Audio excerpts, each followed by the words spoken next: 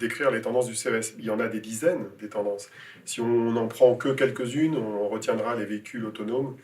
Deuxième tendance, c'est en gros tout ce qui tourne autour des objets connectés, notamment dans le domaine de la santé, qui occupe beaucoup d'exposants et avec pas mal d'innovations intéressantes. Et le troisième, pour faire simple, c'est le monde des écrans, qui est toujours assez fascinant, avec des écrans de plus en plus grands, de résolution qui augmente, parfois qui sont flexibles, comme chez LG, ou même dans les téléphones, comme chez Royol. La France est historiquement de plus en plus présente au CES depuis 3-4 ans.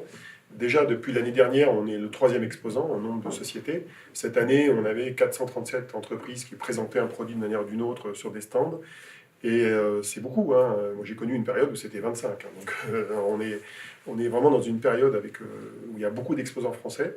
Il y a des boîtes comme Somfy, comme Legrand, comme Valeo, comme Forestia, qui sont des industriels qui font des milliards de dollars de chiffre d'affaires, pour les deux derniers en tout cas, et qui incarnent aussi la France en complément de l'innovation qui vient des startups. Il n'y a pas un produit qui sort vraiment du lot. Si j'en prenais peut-être un ou deux produits qui sont marquants, c'est le bracelet tensiomètre de Withings qui intègre un électrocardiogramme, qui correspond à une tendance nouvelle. Beaucoup plus de capteurs qui captent nos données biométriques pour la santé. Et l'arrivée de l'électrocardiogramme dans le grand public, c'est quelque chose de relativement nouveau. Avant, c'était vraiment réservé aux professionnels. Et un produit qui est un peu connexe, que j'ai trouvé chez un Coréen, qui est en fait un casque qui fait une sorte d'IRM du cerveau, du cortex préfrontal, donc c'est la partie avancée du cerveau, et qui est capable d'analyser l'activité du cerveau de manière très détaillée. Et ça, c'est nouveau, parce que jusqu'à présent, on avait des casques qu'on mettait souvent autour de la tête ici, qui captaient en gros notre attention, mais en gros qui captaient un oui ou un non, mais pas une donnée très précise. Et là, ça capte de manière assez précise l'activité du cerveau. Alors, je ne sais pas quelles sont les l'utilité précise de ces casques-là, mais ça m'a intrigué. Rencontrer des étudiants d'écoles d'ingénieurs et d'écoles techniques, évidemment, c'est toujours passionnant. J'aime bien partager mon regard moi-même, qui est un regard d'ingénieur.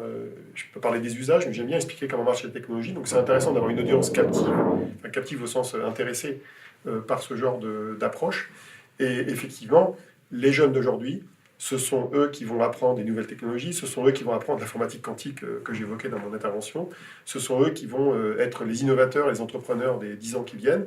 Et donc, c'est passionnant de pouvoir jouer le rôle d'aiguillon, de leur donner envie de s'intéresser à ce secteur d'activité, de leur donner envie d'être des contributeurs dans l'invention d'usages nouveaux sur les technologies qu'on voit émerger, typiquement comme la 5G, qui est une technologie vierge aujourd'hui. C'est une technologie qui n'a pas encore d'usage, et c'est les jeunes d'aujourd'hui qui, dans les années qui viennent, dans la décennie qui vient, vont inventer les usages sur ces technologies nouvelles.